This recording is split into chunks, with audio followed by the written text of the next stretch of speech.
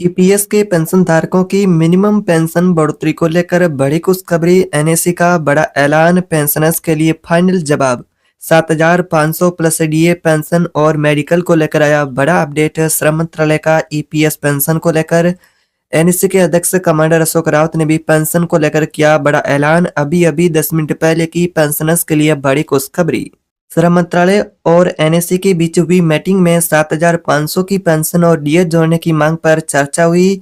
अब यहाँ पर बात करें तो फाइल अब वित्त मंत्रालय के पास पेंशन की बढ़ोतरी को लेकर जो फाइल थी वो अब वित्त मंत्रालय के पास है, जहां से फैसला आने की उम्मीद है। ईपीएस के पेंशन धारक है उनके लिए यहाँ पर पेंशन की बढ़ोतरी को लेकर ये बहुत बड़ी खुशखबरी आ रही है। पिछले 11 सालों से ईपीएस पेंशनर पेंशन बढ़ोतरी की मांग कर रहे थे, तो यहाँ पर ईपीएस पेंशनर्स को अब न्यूनतम पेंशन देने की जो मांग थी 7,500 की, उसको लेकर सरकार ने एक बार फिर से अपना रुख स्पष्ट किया है। अब सरकार के स्तर पर बदलाव की चर्चा और तेज है।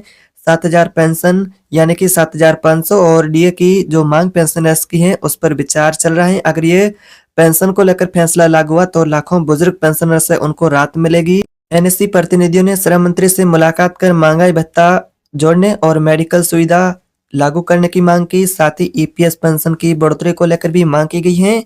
मंत्रालय ने सकारात्मक रुख दिखाया और कहा पेंशनर्स की समस्याओं का समाधान जल्द होगा, यानी कि पेंशन धारकों की जो प्रमुख मांगे हैं उन मांगों का समाधान जल्द ही निकाला जाएगा। और पेंशन धारकों के लिए मेडिकल की सुविधा पेंशनभोगी और उनके जीवन साथी को देने की भी मांग है।